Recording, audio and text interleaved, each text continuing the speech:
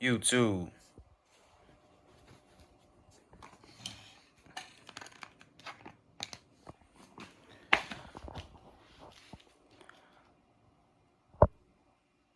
YouTube, what it do? Back with another quick video. I want to talk about red dot sites versus iron sights. I got a red dot right here. I got iron sights.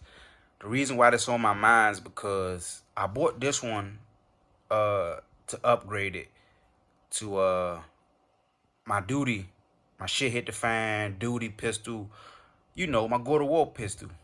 So my intentions was to get it suited and booted with all the finest accessories that I want for it. I specifically got this one. This is the Glock 17 Gen 5. I specifically got this model because it got it's MOS.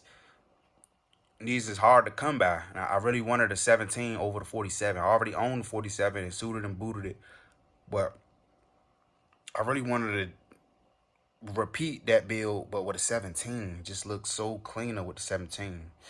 So I went ahead and already copped the Surefire X300 for it, but I'm just researching before I get paid and actually am ready to finance my ambitions. Doing research on different optics. Being as though for this purpose it'll be a shit hit the fan type of setup. Duty, if I had to grab one Glock, well, I'm never going to just grab one. It's always going to be two.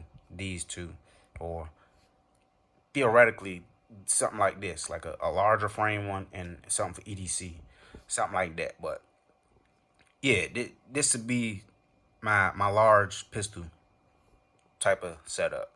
So I'm doing a lot of research on different optics, and for this build, I wanted to be a nice durable optic.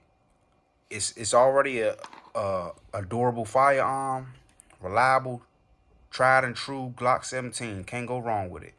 Got the best tried and true weapon mounted light that money can buy. That's the X300 right here from Surefire. And then I just need to pair it up with optic. But I've been thinking, like, do I really want an optic though? Because it's advantages and it's disadvantages. Because I've been thinking about, like, man, what if I really like a stock Glock. I don't know what it is. It's just something about a stock Glock. It's just simple, man. All the extra whiz and bangs, it's cool, but it's like, I want the best of both worlds. Yeah, I do have a fascination and a craving for a nice tricked out red dot light, suppressor sights, all of that stuff. I got kind of sort of some of that going on with this one. This the 19 Gen 5. But there's something about a stock Glock. And I just want to really do as much research as possible and really come to a good conclusion this time, because I'm really tired of wasting money, man, for real. Like, I get so excited about a new project and to spend hundreds of thousands of dollars on a new gun or something like that, or a new concept, and to end up looking at it like, when I move on from it, or when I move on to another project, or just continue to do more research and see other things, and I look back on like, damn, maybe I shouldn't have got this. You get what I'm saying? So I've been thinking, like, okay, maybe if I could turn this one back stock. Definitely, as far as the whole stock concept, I'd rather my EDC be stock. Like, I don't think I'm going to do a red dot sight on the EDC anymore. I may or may not. I may keep it like this, or I know for a fact I'm going to eventually at least upgrade this optic. I don't really like the silhouette, and I don't really like this optic too much, but I mean, whatever. But I like a stock Glock for EDC, just simple.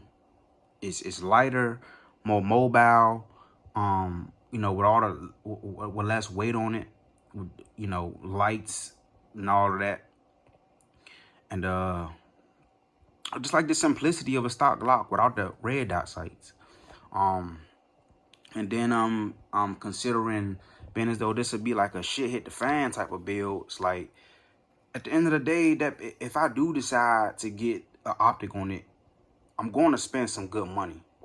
What I'm not going to do is, all right, I'm gonna get an optic and then I'll just get a 407K Holosun. I'm not doing that. Like it's gonna rather be an acro, some type of enclosed emitter, rather a Trijicon RCR or a Acro P2 or lead and steel PB3.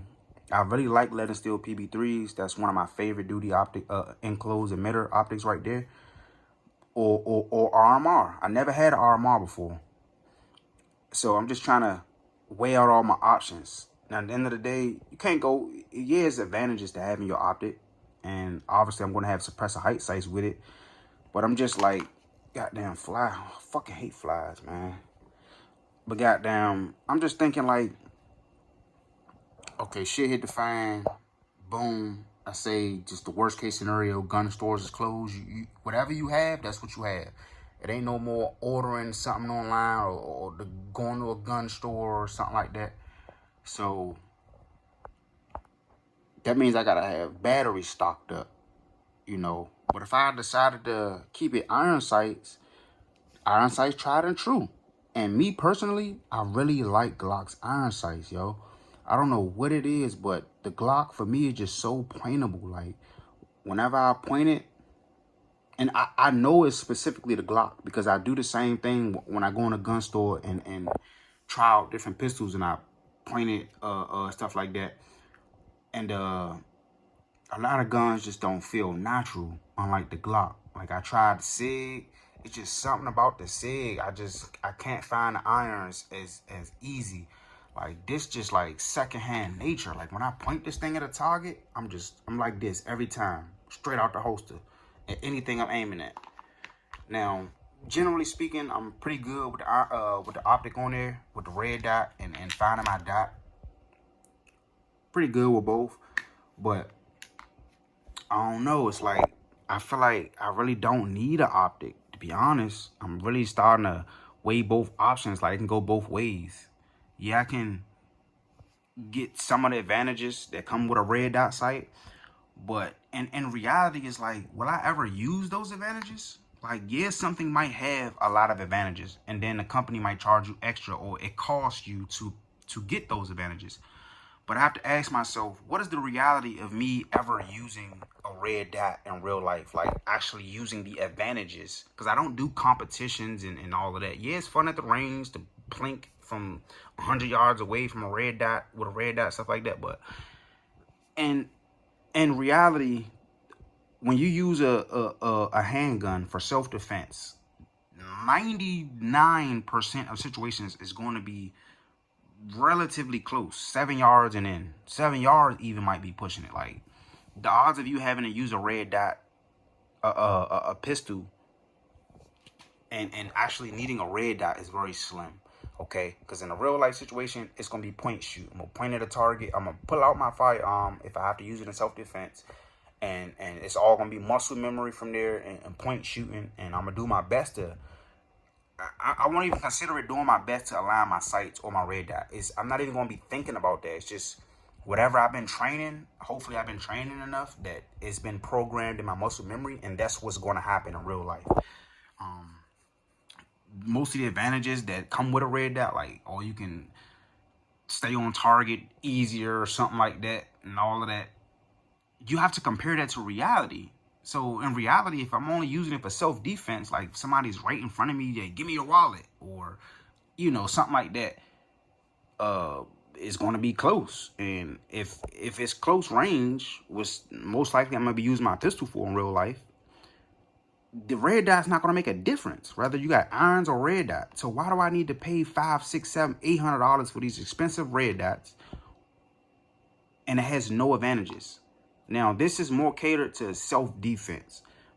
90% of my gun enthusiasm is revolved around the actual real use of a firearm for self-defense, not just target shooting and plinking and all that other stuff. All that other stuff is cool, but that ain't, that ain't the main thing. That ain't the main dish. That's some extra stuff. You don't have to do that. You don't have to be going to the range just bling, bling, bling every other day. You know, we just gotta admit to ourselves, like, most of the stuff we do with our guns ain't necessary. Like, target shooting, competition. You don't have to do competition. Has nothing to do with protecting yourself. You get what I'm saying? Yeah, we gonna go to the range. Okay, yeah, train. But it's not necessary to necessarily have to be one of these G.I. Joe wannabes, and be LARPing and trying to shoot all day, training. Like, you gotta train every day. I go to the range every day or every 2 days. I mean, the average Joe might go once a week, once a month. You feel me? Once a week, really kind of pushing it for the average Joe. You might go every 2 weeks, every month.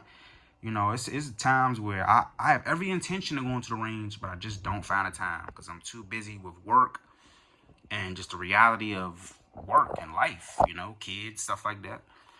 So let me know in the comments, you guys, what do you prefer, iron sights or red dot sights? And when you answer the question, answer it from a self-defense perspective, okay? I don't care about you like red dots because they give you advantages that don't apply to self-defense. Fast target acquisition, yeah, of course, it's better. That is, of course, I would rather prefer to have some of those advantages. It's cool, but it's like, is it worth $500, $600, $800 for a nice red dot? And again, I'm gonna put something expensive on here if I do decide to do that. You get what I'm saying? Now, for something like this, okay, cool. I don't mind a $300 Holosun or something like that, but not for this one. So let me know your opinions in the comments, guys. I'll see you guys in another video. Again, this is iron sights versus red dot sights for practical self-defense purposes. Peace.